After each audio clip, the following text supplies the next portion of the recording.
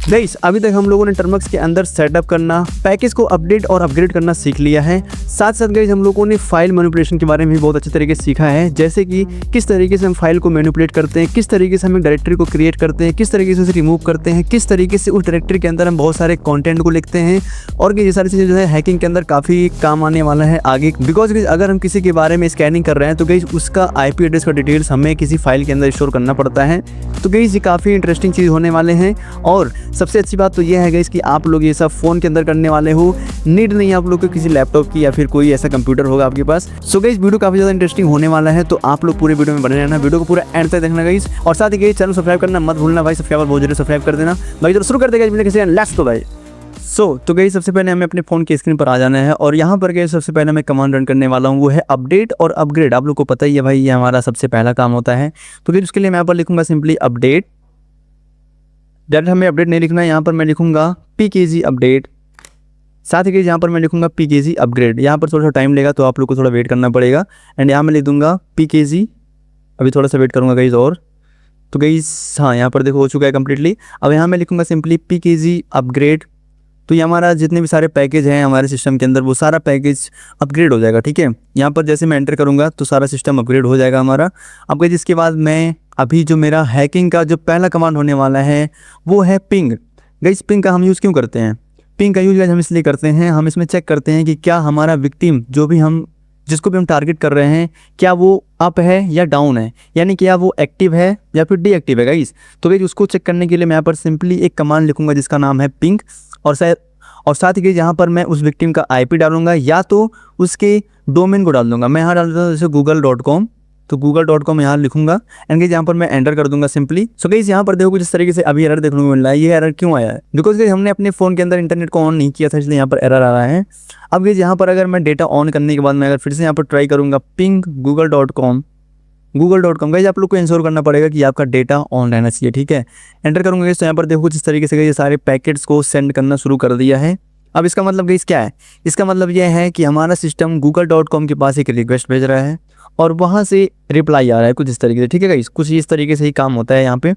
अब यहाँ पर देखो कुछ इस तरीके से अनलिमिटेड बार ऐसे पिंग हो रहा है, यानी कि ऊपर नीचे कुछ इस तरीके से चलता जा रहा है। अब गाइस तब रुकेगा जब हम फोर्सफुली इसको स्टॉप करेंगे, या तो google.com जो है वो डाउन हो जाएगा तब, ठीक है। लेकिन गाइस यहाँ पर google.com जो है डाउन होने वाला नहीं है, बिकॉज आप लोग को पता है यार कितना बड़ा कंपनी है, ठीक है। तो इसलिए गाइस यहाँ पर अगर इसको मैं बंद करना चाहूँ तो मैं Ctrl+C करूँगा तो यहाँ पर देखो आप लोग कुछ इस तरीके से बंद हो चुका है। अब मान लो कि मेरे सिस्टम के अंदर मतलब जो हमारा रिक्वेस्ट जा रहा है वो रिक्वेस्ट सिर्फ 4 बार ही जाए, तो गाइस 4 बार भेजने के लिए मैं यहाँ पर सिंपली लिखूंगा पिंग एंड हाइफन करके C लगाऊंगा। और ये साथ ही यहाँ पर मैं लिख दूंगा सिंपली 4, यानी कितने टाइम्स हमें रिस्पॉन्स और रिप्लाई चाहिए वो चीज़ मैं यहाँ पर लिख दूंगा। एंड यहाँ पर मैं लिखूंगा google.com, एंटर कर दूंगा। तो गाइस आप लोग यहाँ पर देखो सिर्फ 4 बार ही ये कुछ इस तरीके से रिप्लाई सेंड होगा। देखो यहाँ पर ये ऑटोमेटिकली बंद हो चुका है, ठीक है। कुछ इस तरीके से गाइस ये होता है। साथ ही गाइस यहाँ पर एक चीज़ और आता है जो कि है कर्ल। मैं यहाँ लिखूँगा कर्ल IF config मैं कर दूंगा गाइस यहाँ पर curl IF config and .me, कुछ इस तरीके से करूँगा गाइस। तो यहाँ पर देखो आप लोग यहाँ पर कुछ इस तरीके से हमारे IP के बारे में शो करेगा, यानी जो हमारा डिवाइस है उसके बारे में यहाँ पर कुछ इस तरीके से इन्फॉर्मेशन निकाल करके देगा, ठीक है। अब गाइस मैं अगर अपने डिवाइस का IP एड्रेस जानने को कोशिश करूँ तो गाइस उसको देखने के लिए मैं यहाँ पर लिखूंगा IF config, सिंपली गाइस मैं IF config ही लिखूंगा। एंड यहाँ पर मैं जैसे ही एंटर करूँगा तो यहाँ पर देखो जिस तरीके से हमारे फ़ोन का IP एड्रेस देखने को मिल जाएगा। यहाँ पर एक लोकल होस्ट है और यहाँ पर एक WLAN है। कुछ इस तरीके से गाइस 2 चीज़ हमारे सामने खुल करके आ चुका है। और गाइस यही दोनों एक हमारा IP एड्रेस है। जैसे ये चीज़ आप लोग देख रहे हो 192.168 वाला, यही हमारा IP एड्रेस है, ठीक है। यहाँ पर आप लोग देख सकते हो। मैं इसको गाइस हाइड कर दूंगा। तो गाइस यही हमारा IP एड्रेस होता है कुछ इस तरीके से। अगर गाइस हमें अपने डिवाइस का IP एड्रेस निकालना है तो उसके लिए हम सिंपली IF config का यूज़ करेंगे, ठीक है गाइस। अब मान लो अगर कुछ डाउनलोड करना है, अगर हमें कुछ बाहर से चीज़ डाउनलोड करना है अपने कंप्यूटर के अंदर, अपने मोबाइल के अंदर, सॉरी कंप्यूटर के अंदर नहीं, अपने मोबाइल के अंदर हमें कुछ डाउनलोड करना है तो गाइस उसके लिए हम wget का यूज़ करते हैं, ठीक है। wget लिखेंगे, उसके बाद हम किसी URL का नाम पेस्ट कर देंगे। जैसे कि गाइस यहाँ पर मैं लिखूंगा सिंपली wget। मैं सिंपली एक एग्जांपल के साथ बता रहा हूँ भाई, आप लोग अगर कुछ भी डाउनलोड करना होगा तो आप लोग सिंपली यहाँ पर लिखना wget एंड उसके बाद यहाँ पर आप लोग लिखोगे URL, जो भी उसका URL होगा, ठीक है, वहाँ पर आप टाइप कर सकते हो।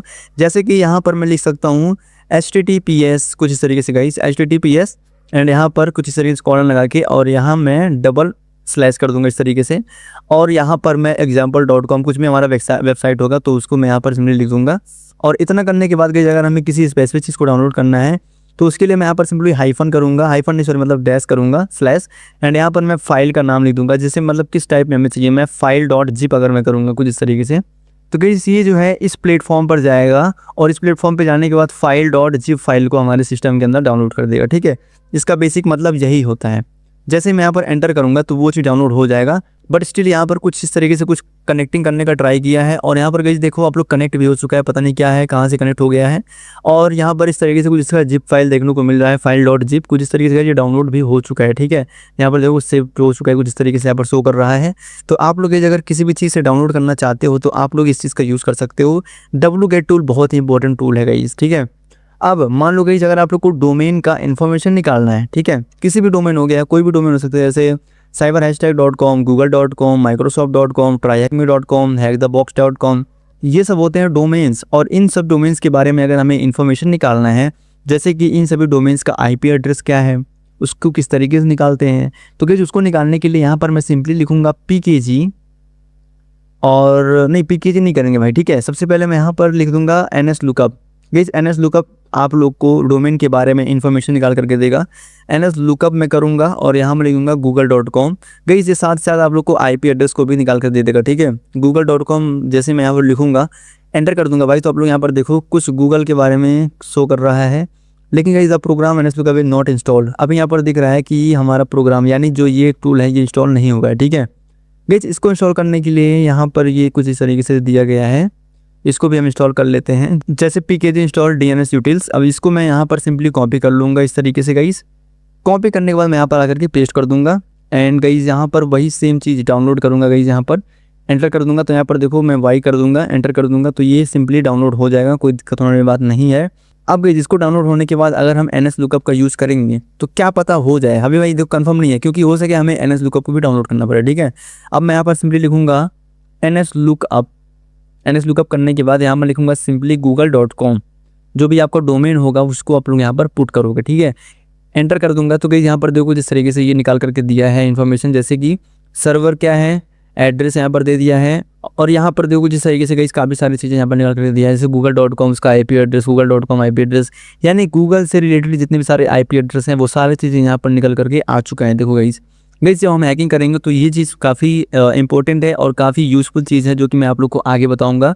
जब मैं किसी डोमेन के बारे में अटैकिंग करूँगा, हैकिंग करूँगा, तो वहाँ पर आप लोग को अच्छी तरीके से सब कुछ समझ में आ जाएगा। ठीक है गाइस, अब जितना करने के बाद अगर हमें और भी चीज़ें निकालने हैं, यानी जो हमारा टारगेट है उसके बारे में अगर हमें और भी चीज़ें निकालने हैं, इन्फॉर्मेशन निकालने हैं, तो कि उसके लिए हम कौन सा टूल यूज़ करेंगे, उसके लिए मैं यहाँ पर लिखूँगा सिंपली pkg इंस्टॉल, इस तरीके से pkg इंस्टॉल, एंड यहाँ लिखूँगा who is। ठीक है, pkg इंस्टॉल who is करूँगा तो गाइस यहाँ पर who is टूल एक है वो इंस्टॉल हो जाएगा हमारे सिस्टम के अंदर कुछ इस तरीके से गाइस।